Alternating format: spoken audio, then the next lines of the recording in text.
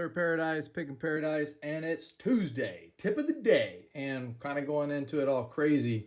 Uh, Zero preparation, not reading anything at all. But today's kind of special because this is I've put out 20. Okay, I've put out 22 total Tuesday tip of the day. But once I complete 10, a set of 10, I recap. So I've already did one recap. This is my second recap, which means I've put out 20 total tips of the day, which is pretty amazing because I can't believe I've come up with that many. So we're going to go ahead and recap the last 10. I will try to find the video and link it at the end of the video thing for the previous recap. But, if you're on my channel, then check it out and go look at the Tuesday tips of the day. There's also some other cool news in the community kind of happening and stuff that I'm going to talk about eventually. But anyway, blah, blah, blah, blah, blah, blah, blah. So Tuesday tip of the day. So this would have been the 11th tip would have been count the pins and know where you are in the lock. So you'll hear some pickers kind of, do that like, oh, pin 1 is loose, pin 2 is binding, pin 3 is loose, blah, blah, blah, blah. Click out of 3, click out of 4. It's actually very useful, and I've been working on this guy, and I'll get it eventually, but it's really hard to progressively pin, so I'm just going to pick at it until I kind of get it. But yeah, I need to pay attention to where I'm at in the lock, otherwise I'm just poking around and trying to get lucky. So count the pins, know where you are. The 12th was purposely overset pins to learn how it feels. I've told people this tons of times, and that's like one of my biggest tips. I think that is pretty useful. So when you first start picking locks or a different model lock that you're not used to, find the first binding pin, set it or set to what you think it is, and then purposely push it up higher to overset that pin so you can learn the difference. And then don't stop there. Go ahead and move to the other pins and see if you can feel what they feel like when you're in an overset position. That way, hopefully, if you feel that again, you'll recognize it and be like, oh, I'm overset and I need to drop a pin or I need to start over. Let's see, 12. 13, tension wrench getting caught on the core. Okay, so that I'm kind of talking about that was not a good example. If you put something in the bottom of this one like this, and you're down here, you can get caught down here on this part of the lock body. So it won't allow you to rotate anymore. So kind of be cautious to that. And there's also maybe one later I talk about false feedback. 14th was start picking with techniques used by successful pickers. Hold your pick like they do what they do kind of thing. That was a tip that was given to me by either Dusty or Georgia Jim or somebody. But that's actually really good advice because if you start using the same techniques as other people do, and one of the biggest ones is you'll see the noobs, they'll come out and they'll always be bottom of keyway on locks that they shouldn't be. They should be top of keyway. Now that might be because they don't have a top of keyway pry bar. But if you just pay attention to how the other good pickers pick and kind of think, oh, what are they doing and how they're holding their hands and how are they holding their pick and where are they tensioning from?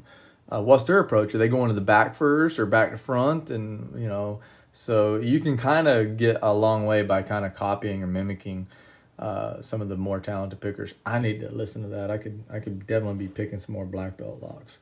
Okay, so this is a huge one. 15. Never be intimidated by a lock. You can always progressively pin it. So yeah, don't be intimidated by a lock.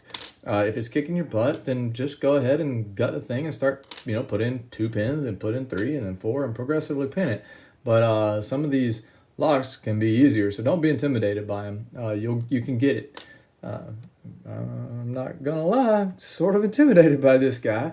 It's a known lock to be a little bit of a pain in the ass. It's not really that hard. It's just not fun, and the feedback is just very minimal. So anyway, 16.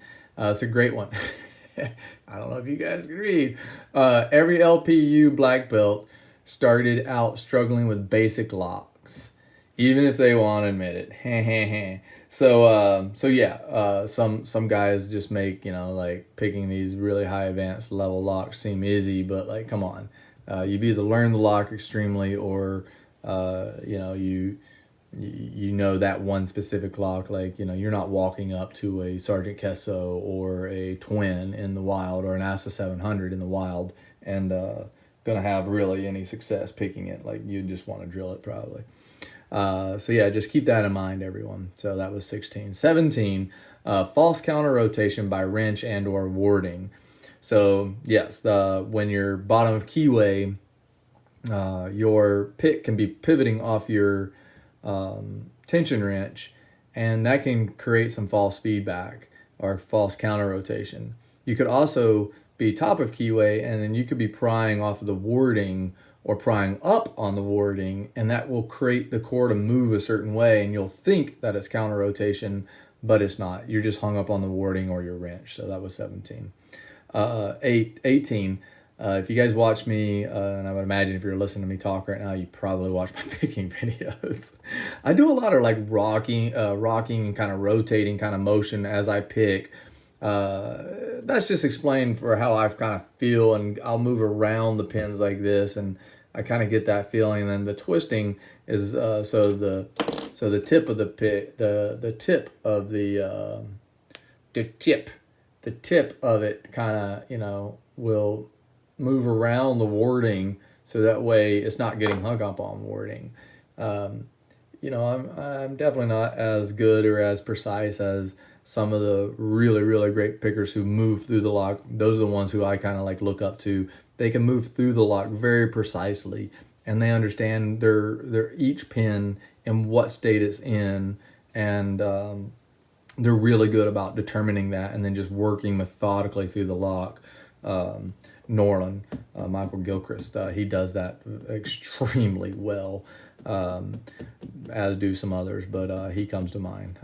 Anyway, 19, don't have expectations. That's me in this lock right here. Don't have expectations on how a lock will pick. Only pay attention to the feedback you are getting. So when I look at this one, and I say, gather information from the key and some other tips, but like, if I look at that, I'm like, well, okay, these pins barely need to be touched. These can be touched more. Well, what that's doing is I think I got to rotate more, and it's probably making me overset those pins. So I should just pay attention to what the lock is telling me and the feedback, and like listen to that pin stake. I shouldn't have expectations on how it's going to pick. And then also, like, don't have expectations that just because it's a low level lock or supposed to be an easy lock that it's going to pick easy. Just listen to the feedback. And then 20 was the one the last week. Go back and pick basic locks, brah. Even after you started picking the fancier stuff, don't lose your touch for the standard pins. Go back, pick some simple stuff. I've got like a Mako. I haven't picked a Mako in a long time, and I picked that after I made that video. I was like, let's pick a Mako. I haven't picked one in a while. So yeah, pick the basic lock so you don't lose your feel for that, and definitely don't lose your feel for standard pins. That is it. I am stoked that we've got 20 of these tips out. Hopefully I'll get another 10 out. My goal is to get a whole year's worth, like 52. Like, yeah, I think that's how many weeks there are in a year. I want to get 52. Maybe we'll stop at 42 if I'm kind of gapped and I don't have enough, because that's the answer to life. Aloha.